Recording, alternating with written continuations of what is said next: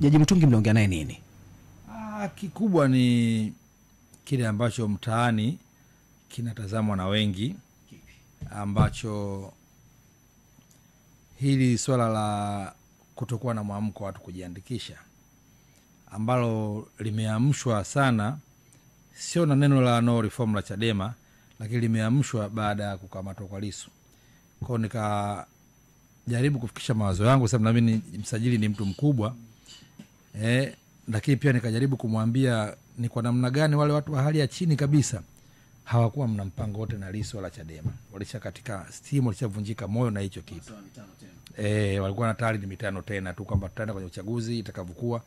Lakini baada ya tukio hilo nikamwambia kidogo hali ya mwamko wa kwenda kujiandikisha na kujitokeza huku chini inatakiwa ifanyike shughuli ya ziada sana kuwapa watu hamasa hiyo, kwa sababu watu wengi hawaonyeshi kuhamasika.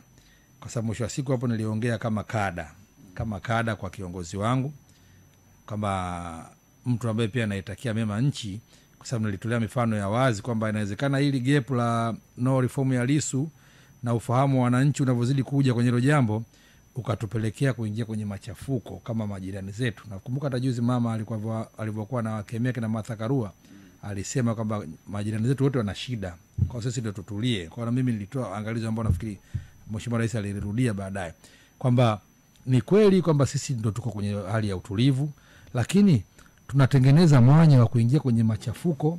Kwa sababu bwana watu wasipopiga kura, na maana kiongozi katika chaguzi ataona kama hana uhalali kwao.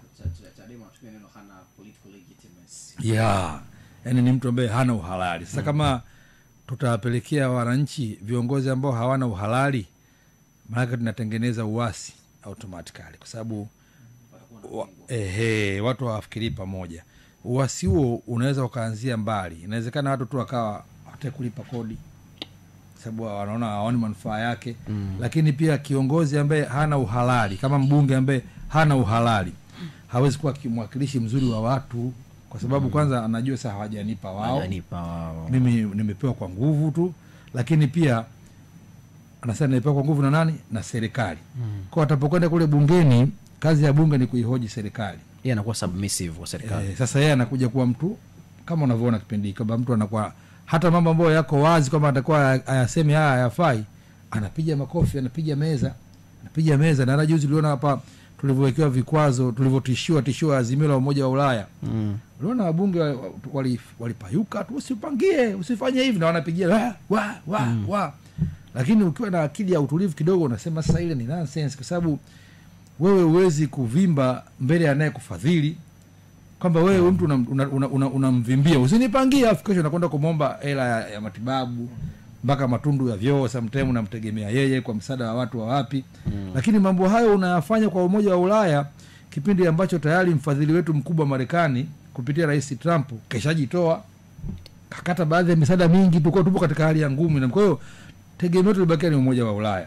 Alafu bila sababu unakasema nini?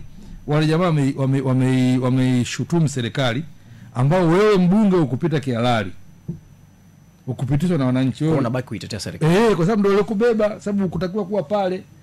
Mbona kwa maana yake ni kwamba nikamwambia mheshimiwa kwamba hichi kitu lazima kiangaliwe, sababu mbona kinazungumzika na kinarekebishika, lakini pia kinaweza kufanyika uchaguzi bila hiyo reform bila, lakini katika hali ambayo haionyeshi kumshika mkono mtu kipofu naye kula naye au bao la mkono. Haionyeshi bao la mkono, haitakiwi, kwa sababu tayari sintofahamu matamko kama haya kina Nape yamewashtua watu, lakini bado hawakuwa na nani sana. Wanajua jamaa ndio wanafanya hivi. Yaani watu lakini wakasema bullshit. Wakajitokeza watu wakajiandikisha, lakini unakamata yule ambaye amekuja na hiyo slogan. Ina maana unafanya tu kuna nini jamani? Wanageuka hata yule ambaye hana mpango wa kugeuka, naye anaangalia kumbe ndio hivi na mimi naenda. Kwa niliongea naye, ndio maana nikasema tumeongea mambo mengi ambayo kwa maslahi ya taifa. Inawezekana watu kama sisi hatuna lolote kwenye mamlaka hii. Hatuna thamani yoyote. Sasa mtu kama mimi sidhani kama thamani yangu kwenye serikali kwa sasa hivi inaweza kumfikia hata Steve Nyerere. Ni mkweli. Mimi mtu wa ovyo tu. Mbona sina sauti yoyote, lakini bado naamini kutokupewa sauti yoyote hakuondoi ukweli ambao Mwenyezi Mungu amenijalia karama yangu. Nafasi kama hizo umepata. Naona mbali kwa darubini kali. Lakini sasa mimi sasa kapata nafasi hapa hivi. lakini wengine wanapata nafasi kubwa. Jana mimi kwa mkutano wa chama nikaitwa, pengine mkutano mkuu wa CCM sio ulifanyika juzi hapa, uliona mtu kama mimi nimeitwa, au umeona dhifa za Ikulu na hapo ulishasikia mimi nimeitwa.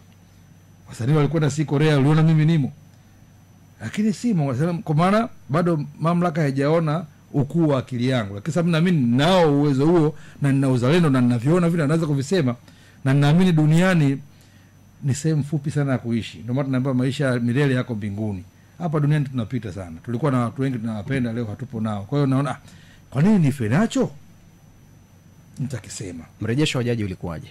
Mrejesho wa jaji ni usikivu mwingi, sababu lazima tuliongea ukweli kwamba lazima sheria za nchi ziheshimike, sheria za nchi zifuatwe, lakini mrejesho wake mkubwa ulikuwa ni kwamba tuendelee kuhamasisha watu wajitokeze kujiandikisha ili viongozi wao wawe na uhalali, sababu vyovyote iwavyo usipojiandikisha, ukijiandikisha, usipopiga kura, ukipiga kura, atakayechaguliwa atakuwa kiongozi wako. Haijalishi. Na mimi hata upande wa pili pia Chadema sikuwahi kuunga mkono kugoma moja kwa moja kwenye uchaguzi. Nilitamani reform waidai wakiwa ndani, ingekuwa rahisi, kwa sababu pia ingetoa gap kwa watawala kuthibitisha uongo na ukweli wao, kwa sababu mama kaja na hara zake 4. Lakini rais alisema uchaguzi uliopita serikali za mitaa ulikuwa na shida. Nani alisema? Rais yeye mwenyewe, mama alikiri. Ndio sasa, kama alikiri, kwa nini mnashindwa kukubaliana kwamba sasa mama kakiri tukae na twende kwenye uchaguzi, lakini mama kumbe anajua tatizo hili? Sasa mama huko hatutakiwe hivi. Unaona mimi utakuwa na uchaguzi huru na haki. Mimi hasa kama inafikia muda kwa kamata ambao wanalalamikia hali ya uchaguzi, na kwanza naanza kuwa siamini. Ila mimi mwanzo kabla hajaanza kushikashika tulikuwa nasema da, unawezekana, sababu naona utashi wa mama na uona, naziona zile fowara zake naziona. Lakini sasa kwa kupitia hivi ndio maana wakati fulani nikaandika kwamba mara nyingi sana watu ambao wanakushauri vibaya upotee, silaha yao ya kwanza wanatengeneza mazingira ambayo usikutane na wale wanakushauri vizuri. Hata akija tapeli hapa akataka kukupiga hela wewe, unaona wastaafu wengi na hadithi hizo wale wastaafu. Sasa mzee kapata hela yule, sasa kwa tumpige hela. Watajitahidi sana kukutenganisha na wale ambao wanaweza kujua ule utapeli. Akasema bwana mzee hapo utapigwa. Wale wanakesha wanatoka hapa ukiweka milioni 100 unapata 500, afu ukimwambia afande sele tu umeshaharibu, sababu yule pale yule hapendi maendeleo yako. Kausha Usima watakusikiza mpaka unatengana naye, afu wanakupiga hela. Ukishapigwa ndio mimi sasa mbona ukusema. Kwa hiyo hata kipindi hiki mimi naamini kabisa nikimtazama Rais Samia, kwanza ni mama ujue. Ni mzazi au vipi? Lakini pia tukubali tukatae, sisi huruka yetu na Wazanzibari ni tofauti. Wazanzibari sio watu wa hivi. Ndio maana ukienda kwenye makashifa ya maofisadi makubwa haya, siji mambo ya pigo mengi ambayo ya ajabu huwezi kuwakuta Wazanzibari. Sababu pia msingi wao ni wa kidini, wale ni Waislamu. Wameshika dini sana kuliko sisi. Kwa ule unyenyekevu wao pekee unanifanya nimuone huyu Samia huyu. Ndio maana sasa pia hata kuteka watu huyu wahusiki. Kwamba watu wamepotea Samia kabisa, Samia sema tumchukue yule mkamue, sioni macho yake hayapo huko kabisa kwangu. Lakini hofu yangu ni kwamba huenda wanaoyafanya hayo wanamwekea gap na wale ambao wanaweza kumshauri sahihi. Ndio maana nikasema nimtumie pia msajili, sijui yeye anafanya nini, nitafikisha baadhi ya maoni kidogo tu ambao anaweza akafikisha mbele huko, kwa sababu nauona utashi wa Mheshimiwa Rais toka siku ya kwanza anachukua madaraka haikuwa kuumiza watu, haikuwa kudhulumu watu.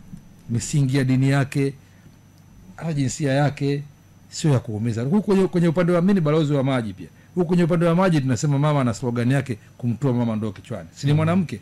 Kwa ile uchungu wa wanawake anaupata. Maumivu yote ambayo kwenye jamii yanayotokea anayajua vizuri mwanamke kuliko mwanaume. Kwa hiyo namtazama mama kama mtu ambaye hayatendi haya.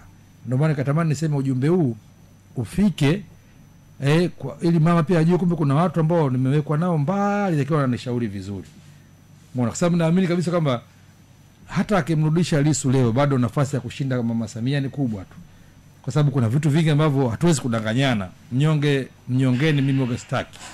Mnyongeni haki yake mpeni, naamini ni uongo, kwa sababu kisha mnyonga toka kimpa haki yake ataifaidi lini? Mnyonge naye apambane au si? Mnyonge mwacheni na haki yake mpeni. Afande. Kwa huyu mama kafanya vingi tu. Miradi ya mkakati mimi nilikuwa naogopa, nasema Magufuli kwa vile changanyiko ilikuwa kichaa, unajua. Sasa nikapata mpaka kuombewa kifo ujamaa afe. Sasa nilipagawa, akasema mama yangu miradi mikubwa naenda wapi mama yangu. lakini afu amani yetu itakuwaje, watu watagombania, huyu mwanamke watamzidi watu kule kwenye system hivi. Afande ulizani kurekodi ile video? Sikurekodi video, shaka ndio unaiongelea hapa. Sikurekodi video. Ile ni watu tu. Mimi nilikuwa ni clip tu ya audio na niliingia kwenye group langu tu la WhatsApp. Nikasema tena nimeongea kama dakika 10 nikaifuta. Dakika 5 tu nikasema hapa bwana nimepaga huyu Mungu tu kampenda bwana. Lakini tu nilishock. Ilikuwa ni baada ya kupokea taarifa ya kifo cha Magufuli. Sasa mimi niliona amepotea haonekani. Kwa hiyo nikawa na feeling jamaa kama akidondoka itakuwaje? Kwa siku umesikia tu ndo karekodi ile audio. Sasa nimeamka asubuhi, mimi usiku nililala. Sikutaka hata kujua, nikasema nitapata shida usiku nikijua kama amekufa. Ngoja nilale tu. Nimelala asubuhi, naamka nakutana na ile clip. Mapema kwanza nilikuwa nakunywa chai. Nakutana na bwana Magufuli amekufa. Kwa hiyo nikawa naongea kwenye group letu la WhatsApp la Mfalme wa Rhymes Tanzania. Oya, hiki na hiki hakiko hivi. Ndio maana nikaongea bwana mbona hivi? Yaani ile mimi nazoka unafanya fulani hivi. Mbona hivi maki naona giza tu, naona kila kitu ni giza tu. Unaona kila jambo linastahili. Yaani kila jambo limeishia hapa, kwamba hii taifa limeishia hapa, tunawaza watoto wetu hao watafanyaje sasa? Umeona bwana? Lakini watu kwenye grupu kuna mtu kachukua katupa mwingine kwa hiyo baada ya dakika 5 ulifuta na ni audio ambayo ina dakika 10 audio ile kachache sana lakini wao wakaisambaza kutoka kwenye grupu ikaenda mbali mpaka nikasema hii imekuaje, ndio mpaka fikia mpaka vile mpaka unaomba kifo ni, lakini haikuwa dhamira yangu sababu nilikodi nitupe kule. Nikasema niko na mimi na washikaji bwana wanao na mimi tulikuwa na mle kabla hata Magufuli hajafa tulikuwa na competition nyingi kwamba kuna watu wa Magu na kuna watu wanampinga akiwa hai.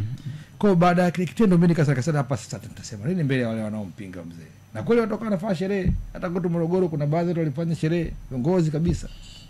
Kifo cha Magu walifanya sherehe. Lakini leo wanafurahia SGR, wanafurahia umeme wa uhakika. Lakini pia wanamfurahia Rais Samia ambaye tusingempata kama sio imani ya Magufuli. Ina maana mimi pia nasema namsupport mama kwa sababu mimi nilikuwa mentor wa Magufuli. Sasa kama Magufuli alimwona mama anafaa, mimi nasemaje afai? Ndio maana nikasema hii clip imeendaje huko bwana? Mbona mama huyu anaonekana anafaa, Magufuli kampenda yeye. Ndio maana hivyo. Kwa hiyo ilikuwa tu kama ajali.